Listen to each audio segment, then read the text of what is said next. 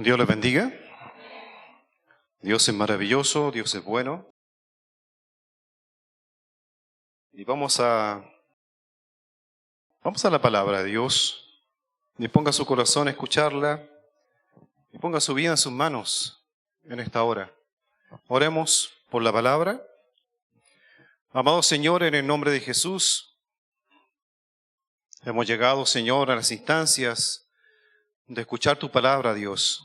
Prepara nuestros corazones, nuestras mentes, todo nuestro ser, Dios mío, esté dispuesto, Señor, en tus manos. Como la vasija de barro, Señor, en las manos del alfarero, seamos cada uno de nosotros. Desde los más pequeñitos, Señor, que están en sus clases, como aquellos que están aquí en este lugar, y como aquellos que van a escuchar, Dios mío, a través de la transmisión, Señor, oh Dios, también sean en tus manos. Por fe, Señor, lo declaramos en esta hora, que tú harás cosa nueva en nosotros. Que tú harás algo precioso, algo maravilloso que añadirás, Señor, en esta hora, para tu gloria, Dios, porque somos hechura tuya, Señor. Derrama de tu gracia, tu poder, y mientras se expone tu palabra, Señor, seas tú, Señor, haciendo gloriosas cosas en la vida nuestra, trayendo, Señor, salud, liberación, restauración, fortaleza, Señor, a quien lo necesita. Señor, que sanes heridas, Señor, que hay dentro de nosotros, que saques todo aquello, Dios mío, que no tiene que estar, Señor amado, y que es tropiezo, Señor, para nosotros mismos y para quienes nos rodean, y sobre todo para ti. Señor, glorifícate en esta hora. Une el cielo y la tierra con tu presencia. Te lo pedimos humildemente en el nombre de Jesús. Amén. Amén. Vamos a la palabra de Dios. Dios es bueno. Dios es maravilloso. Y la palabra de hoy es Jesús camina sobre el agua. Jesús camina sobre el agua. Lo sabemos, ¿cierto? ¿Sabe el texto y el libro?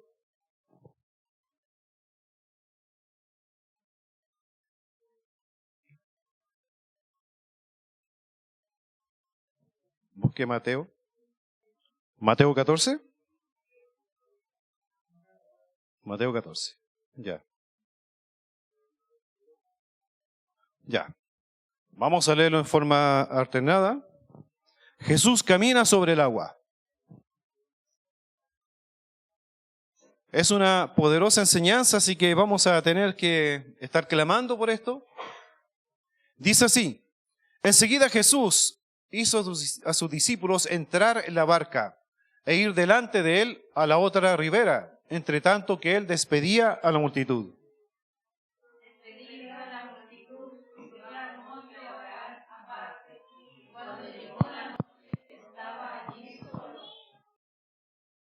Y ya la barca estaba en medio del mar, azotada por las olas, porque el viento era contrario. Hasta la cuarta vigilia de la noche, Jesús vino a ellos andando sobre el mar. Y los discípulos, viéndole andar sobre el mar, se turbaron, diciendo: ¡un fantasma! Y dieron voces de miedo. Pero enseguida Jesús les habló, diciendo: tened ánimo, yo soy, no temáis. Entonces le respondió Pedro y dijo: Señor, si eres tú, manda que yo vaya a ti sobre las aguas. Y él dijo: ven. Y descendiendo Pedro de la barca, andaba sobre las aguas para ir a Jesús. Pero al ver el fuerte viento, tuvo miedo, y comenzando a hundirse, dio voces, diciendo: Señor, sálvame. Al momento Jesús, extendiendo la mano, asió de él y le dijo: hombre de poca fe, ¿por qué dudaste?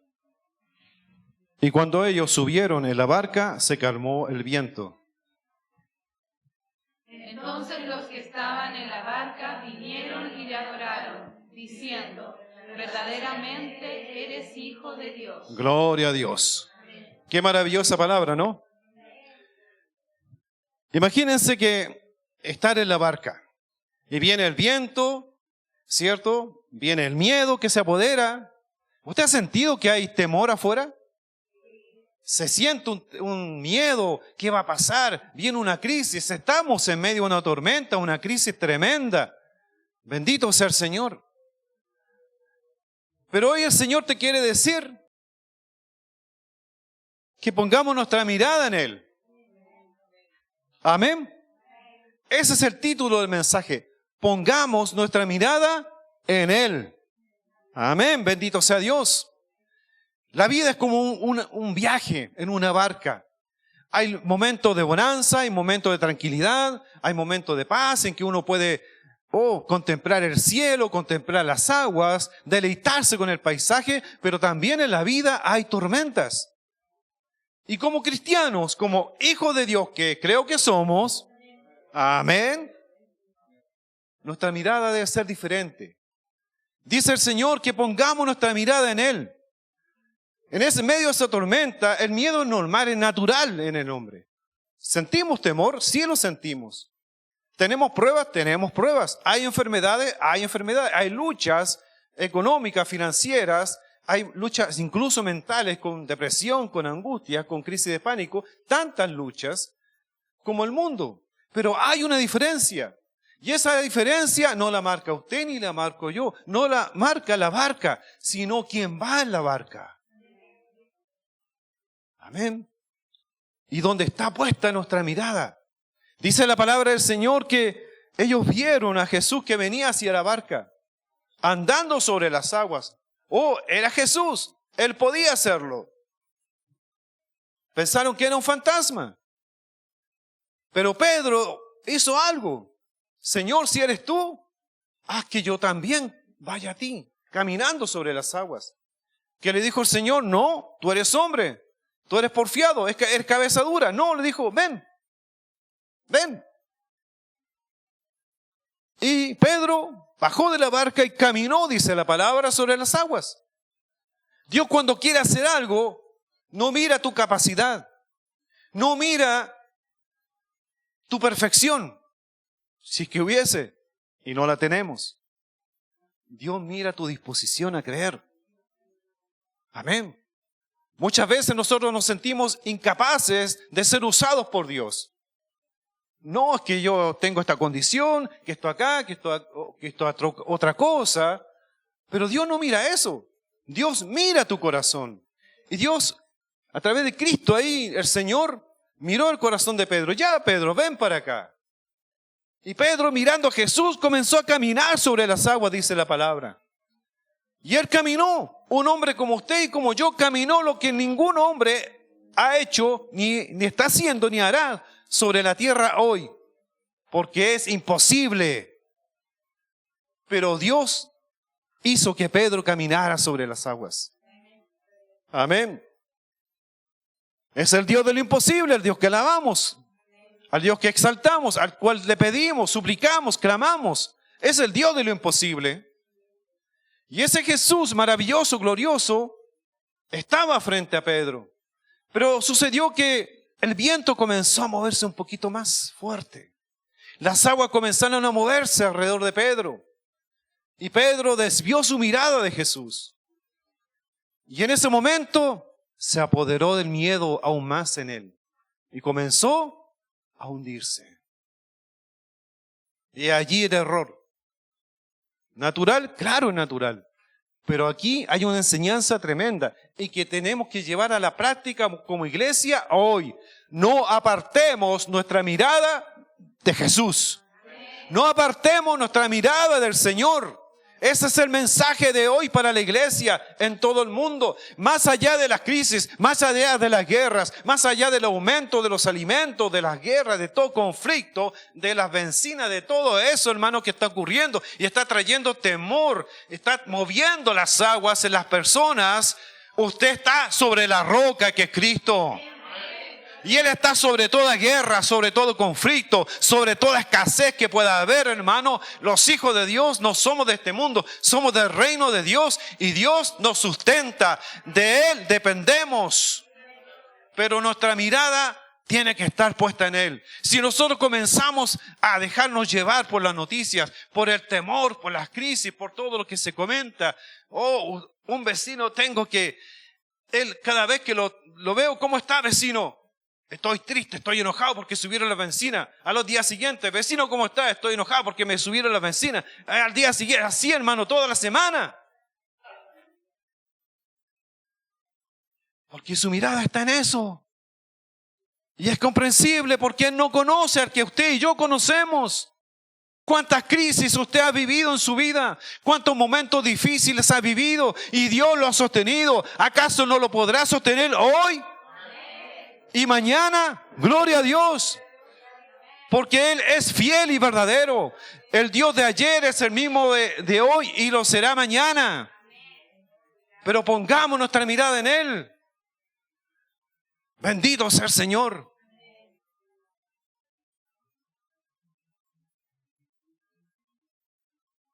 Vamos a las tentaciones del mundo.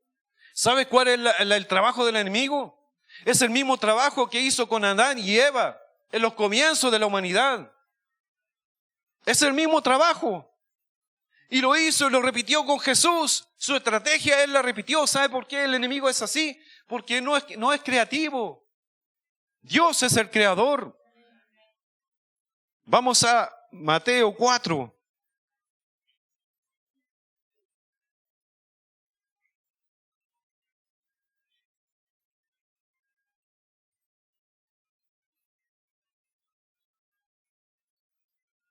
Del 1 al 11. Mateo 4, del 1 al 11. Vamos a tomar esta lectura con las cosas que el enemigo tentó a Adán y Eva, tentó a Jesús, que es el relato de ahora, y con lo que está haciendo ahora con nosotros y con la iglesia. ¿Apercibida en la iglesia? Amén. Amén. Mateo 4.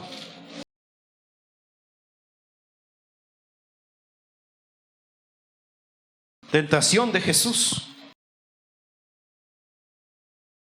Me voy a permitir leer otra versión que dice así. Ponga atención, por favor. Jesús vence al diablo. Gloria a Dios. Luego el Espíritu de Dios llevó a Jesús al desierto para que el diablo tratara de hacerlo caer en sus trampas, dice esta versión. ¿Cuál es la idea del enemigo? Es hacerlo caer en las trampas de él. Y después se lo voy a demostrar. Después de ayunar en el desierto 40 días con sus noches, Jesús tuvo hambre. Entonces llegó el diablo para ponerle una trampa y le dijo, si en verdad eres el Hijo de Dios, porque Él es así, pone la duda, ordena que estas piedras se conviertan en pan. Jesús le contestó, la Biblia dice, no solo de pan vive la gente. Dios dice, no solo de pan vive la gente. También necesita obedecer todo lo que Dios manda. No solo de pan vivirá el hombre, sino de toda palabra que sale de la boca de Dios. Y la palabra de Dios sale de la boca de Dios para que nosotros le obedezcamos. Eso quiere decir esta versión. Después el diablo lleva a Jesús a la ciudad de Jerusalén. Allí lo subió a la parte más alta del templo y le dijo, si en verdad eres el Hijo de Dios, tírate abajo, pues la Biblia dice, Dios mandará a sus ángeles para que te cuiden, ellos te sostendrán, para que no te lastime los pies contra ninguna piedra. O sea, seremos intocables. Jesús le contestó, la Biblia también dice, nunca trates de hacer caer a tu Dios en una trampa. Por último, el diablo llevó a Jesús a una montaña muy alta. Desde allí podían verse los países más ricos y poderosos del mundo. Y el diablo le dijo, todos estos países serán tuyos si te arrodillas delante de mí y me adoras. Jesús le respondió, vete de aquí, Satanás, porque la Biblia dice, adoren a Dios y obedézcanlo solo a Él. Entonces el diablo se fue y unos ángeles vinieron a servir a Jesús. Vamos a Primera de Juan 2, 15, 17, versión NTV. No sé si Matías lo puede exponer porque eso me interesaría mucho.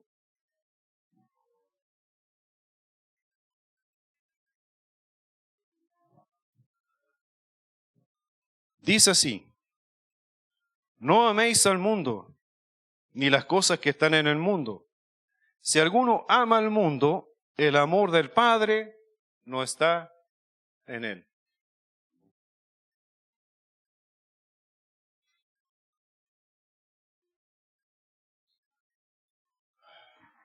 Porque todo lo que hay en el mundo, los deseos de la carne, los deseos de los ojos y la vanagloria de la vida, no proviene del Padre, sino del mundo. Y el mundo pasa y sus deseos, pero el que hace la voluntad de Dios permanece para siempre. Aquí muestra la estrategia del enemigo. Primera de Juan 2, verso 6. O 16, perdón, 16. He allí la estrategia del enemigo. Porque todo lo que hay en el mundo, los deseos de la carne, ¿qué le ofreció Satanás cuando Jesús tenía hambre? Pan. Los deseos de los ojos, el deseo de la popularidad, de lanzarse y que viniesen los ángeles, ¿cierto? Los deseos, y la vanagloria de la vida, tener poder, dominio. ¿Ya? Son cosas que hacen que los hombres, incluso la iglesia, se aparte de Dios. Y cuando uno pierde la mirada de Cristo, ¿qué pasaba en la lectura de Pedro? Se hundía. Se hundía. Ya no podía caminar sobre las aguas. Pero Dios dice en este tiempo que la iglesia debe caminar por las aguas. ¿Sabe qué es caminar sobre las aguas? Hacer la voluntad de Dios. Aunque sea imposible, simbólicamente lo digo. Es hacer la voluntad de Dios. Cuando uno comienza a buscar a Dios, comienza a caminar por ese camino maravilloso, el enemigo siempre va a tratar de sacarte, de usar estas trampas. Es como una red en tu vida que va a intentar apartarte de él. Te está quitando la mirada de Jesús cuando caemos en sus trampas. Pero ¿qué pasa? ¿La iglesia tiene problemas? ¿Sufre enfermedades? ¿Sufre conflictos? ¿Viene la tormenta de la economía del mundo o las enfermedades del mundo a atormentar a la iglesia? ¿Sí? ¿Pero a quién tiene la iglesia? A Dios. ¿Y qué forma la iglesia puede combatir esas cosas? Por la fe. Un 7. Muy bien. Mi hija espiritual. La fe. Cuando tenemos, pues yo estoy aquí. Comienzo, yo conozco al Señor. Ahí está el Señor. Voy caminando. Pero viene el problema económico. Me comienzo a hundir. Veo cómo solucionar el problema. Comienzo a trabajar más. Ya no puedo congregarme, ya no puedo leer la Biblia, ya no puedo orar porque mi mente y mi corazón están en mis finanzas, en mis deudas. Entonces comienzo y caigo en las trampas del enemigo. Y por más que pasan los días, pasan los meses y sigo entrampado, sigo haciendo horas extras, comienzo así y caigo en el juego del enemigo. Pero en cambio cuando uno no aparta la mirada del Señor, el problema está. ¿Pero qué me enseña el Señor? Que tengo que orar, clamar y creer y confiar en Él. Que Él hará. Amén. Y cuando yo comienzo, ya viene la enfermedad. Y cuando la enfermedad comienza a atormentarme, debo clamar al Señor. Y si tengo fuerzas para seguir adelante y congregarme y conectarme a las reuniones, estoy obedeciendo y estoy mirando al Señor, comienzo a avanzar. A pesar de todo, comienzo a avanzar. Porque estoy confiando de que Dios está conmigo. Amén. Amén. Y cuando uno comienza a avanzar, se da cuenta que ya no estaba allá. Que hay un crecimiento, que hay un cambio en la vida. Que ya no soy el mismo de ayer. Que he crecido espiritualmente, he madurado, porque Dios se ha glorificado en mi vida, en todas mis áreas. En las áreas de la familia, los conflictos familiares, en las áreas de las finanzas, en las áreas del trabajo. Y no he caído en las redes del enemigo. Amén. ¿Se va entendiendo el mensaje? Hay mucho pueblo que está en las redes del enemigo. Hay mucho pueblo que no viene a congregarse porque un hermano lo miró mal. O no lo saludó. O le cae mal el pastor. O le cae mal, no sé. Son cosas humanas. Nosotros tenemos que estar donde Dios quiere que estemos. Y si Dios me ha dicho que yo tengo que estar acá, tengo que estar acá. Amén. Más allá de las circunstancias, más allá de quizás de los vecinos que les pueda molestar, pero gracias a Dios que nos ha dado buenos vecinos. Amén. Gloria a Dios. Que nos han hecho sentir bien. Entonces va en la madurez espiritual. Y eso puede afectarnos a nosotros como cristianos, como también como familia y como congregación. Nos puede afectar el crecimiento. Una iglesia también puede estar enredada en problemas, en murmuraciones, en divisiones, en contiendas. ¿Por qué? Porque también pueden caer en dejar de mirar al Señor. Por eso Pablo exhorta a las iglesias. No dice que todo es color de rosa, como muchas veces he escuchado que la iglesia cuando comenzó todo era bueno. No era así. Si uno lee la Biblia, dice que había conflictos en las iglesias. Y Pablo exhortaba a la iglesia. La disciplinaba también. Las ordenaba. No ocultaba las cosas. Tenemos que mirar al Señor. Y eso se va a notar cuando usted mira a Cristo. Porque Pablo decía, nosotros estamos preparados como soldados de Jesús, preparados para vivir en la abundancia y en la escasez, en la enfermedad y en la sanidad. En todo estamos preparados. Y si somos débiles, Dios nos hará fuertes. ¿Sabe cuándo se nota cuando alguien ha caído en las trampas del enemigo? Cuando no se congrega, cuando no tiene fuerzas para servir a Dios, pero sí las tiene para otra cosa. Ahí está, se demuestra que está siendo arrastrado por el camino del enemigo, que está en sus redes, porque el enemigo no va a querer que tú dejes de trabajar, hagas cosas, pues vayas a estudiar, hagas lo tuyo, pero sí lo que no le gusta, sí lo que va a impedir que tú vayas al Señor, que tú hagas la voluntad de Dios, para que no hagas las cosas que te harán caminar sobre las aguas. Jesús dijo a sus discípulos, en un texto le decía, ustedes harán cosas mayores que yo. Y esa es una palabra que trae muchas cosas, muchos pensamientos, muchas ideas, pero una vez escuché, lo que no podía hacer Jesús, porque aún no había sido glorificado, era ganar almas para Él. Dice que para Dios un alma es más valiosa que todo el oro y la plata del mundo. Porque por eso Él dio su vida en la cruz. Y esa labor preciosa, gloriosa, valiosísima para Dios, la encargó a ti y a mí. Y a todos los cristianos del mundo. Ganar almas para Él. Hacer que las personas lleguen a Cristo. O sea, algo valioso, poderoso. Nos fue delegado a nosotros.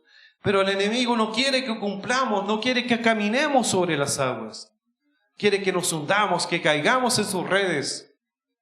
Dios nos libre, hermano. Podemos estar en medio de un mundo dominado por estos deseos, pero recordemos que Jesús dijo que Él venció al mundo. Él venció al mundo. Y que también, como aparece aquí, en 1 Juan 5:4,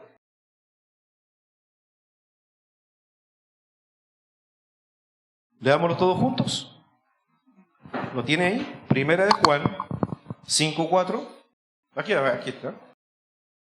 Leamos todos juntos. Porque todo lo que es nacido de Dios vence al mundo. Y esta es la victoria que ha vencido el mundo, nuestra fe. Amén. ¿Qué decía nuestra hermana Carolina? La fe. Porque todo lo que es nacido de Dios, ¿usted de quién nació? De mi papá, de mi mamá. Pero espiritualmente, ¿de quién nació? De Dios. De Dios. Porque para entrar al reino de los cielos es necesario nacer de nuevo. Jesús dijo a Nicodemo. Y nosotros, para la gloria de Dios, hemos nacido de nuevo. Amén. Y dice, todo el que es nacido de Dios vence al mundo. ¿Y cómo lo vence? A través de nuestra fe en Él. Dice la palabra de Dios que el justo, el Hijo de Dios, por su fe vivirá. Y usted no dependerá de quién gobierna, de que si es derecha, izquierda, centro, de lo que sea. Nosotros vivimos por Dios y para Dios. Amén.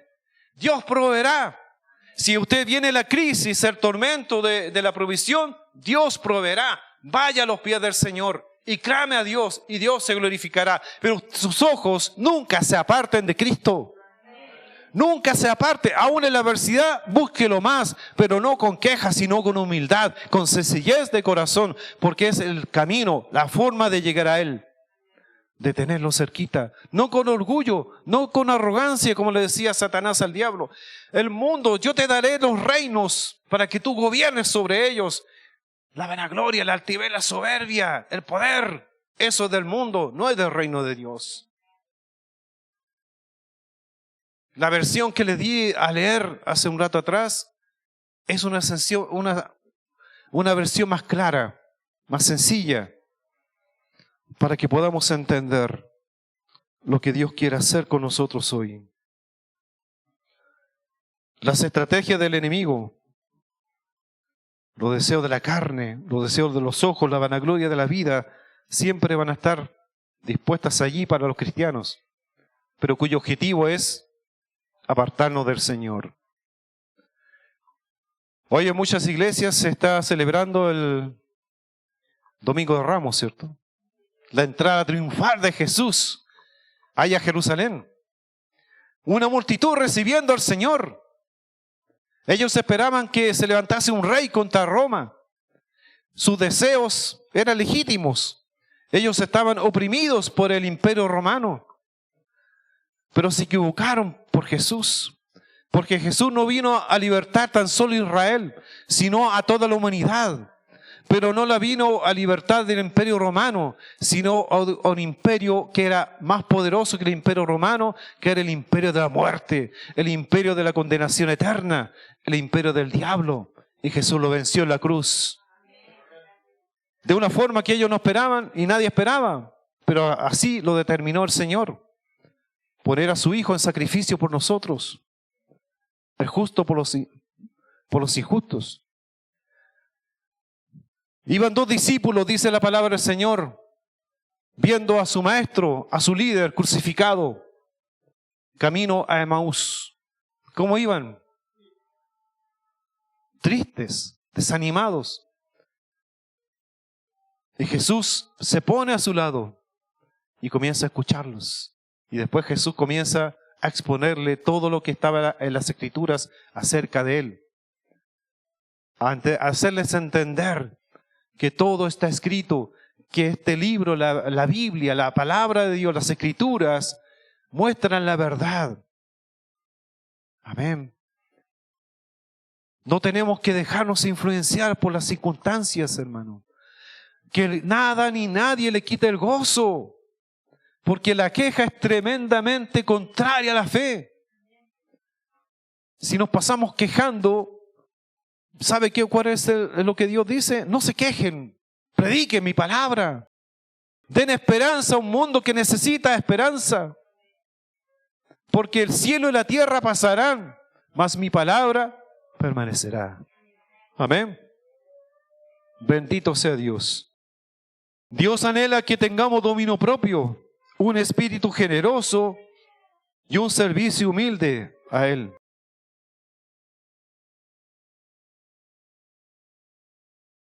No quedemos entrampados en las redes del enemigo.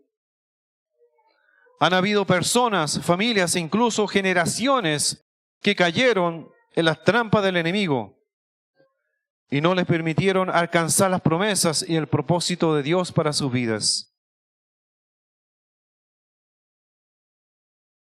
Dentro de poco vamos a comenzar un discipulado. No acerca de los líderes, no acerca de los hombres y mujeres usadas grandemente por el Señor, sino de aquellos que aparentemente eran malos en la palabra de Dios.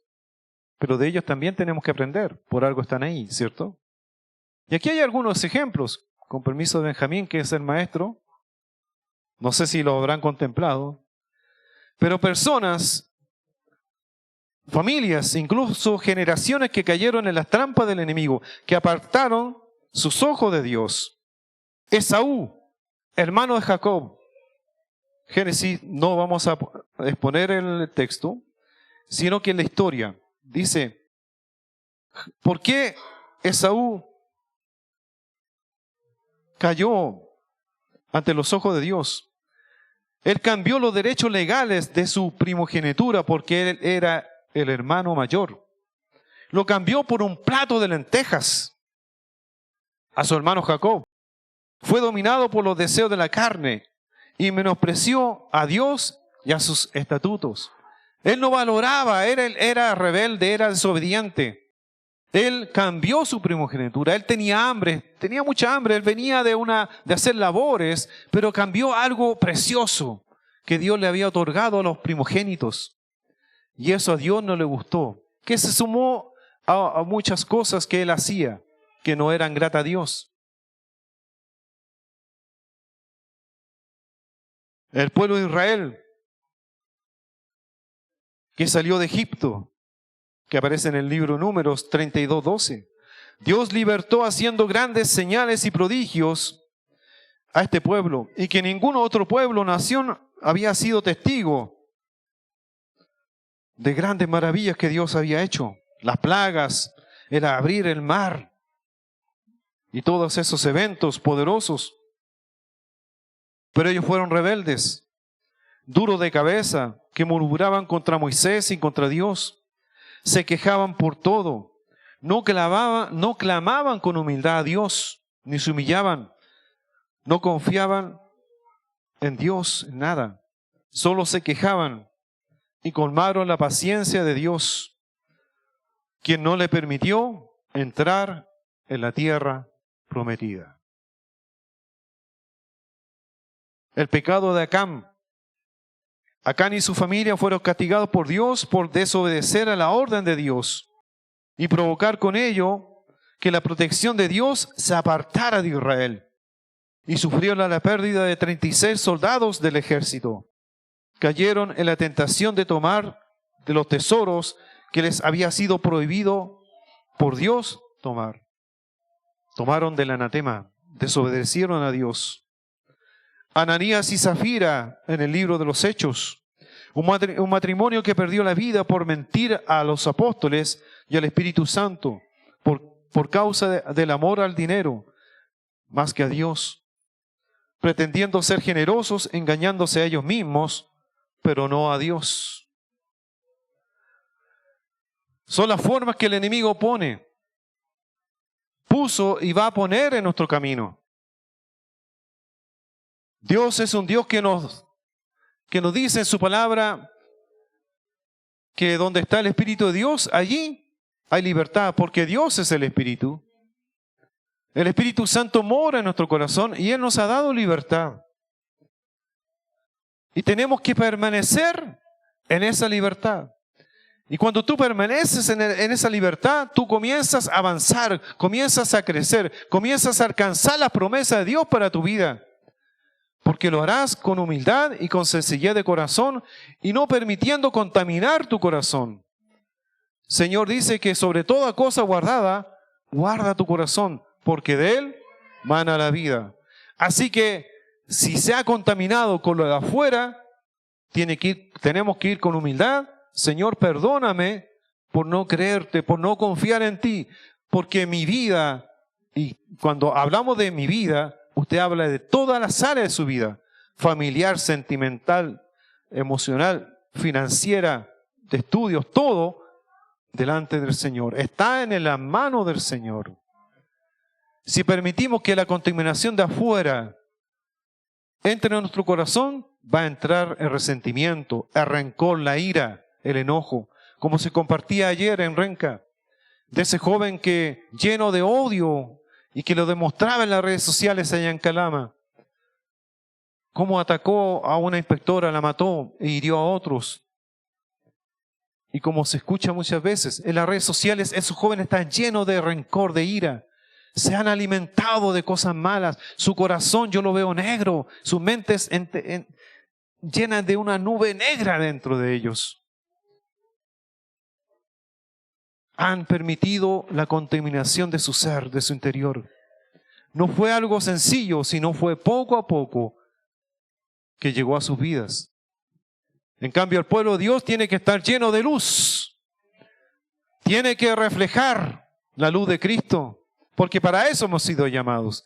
Así que no contaminemos las cosas, no nos contaminemos con las cosas de afuera. Confiemos en el Señor. Nuestra fe es la que ha vencido y vencerá al mundo. Por más fuerte que sea la tormenta, mayor es el Señor que esa tormenta. Amén, iglesia. Pónganse en pie, por favor. ¿Usted quiere caminar sobre las aguas? ¿Le va a dar miedo? Dios puede usar tu vida en lo que nunca has pensado tú que Dios te puede usar. Recuerdo una visión hace muchos años que tuvo la pastora Marixa, donde ella se veía en un estadio, en una galería, y en el centro había un escenario, y llena de jóvenes, de niños allí. Y ella trataba de mirar quién era la persona que estaba allí. Y al lograr mirar, era ella. Era ella la que estaba exponiendo ante niños y jóvenes. Y eso se cumplió con el tiempo. Estudió, profesora de religión, y siempre que había actos, la ponían a ella, delante de los niños y los jóvenes y los apoderados.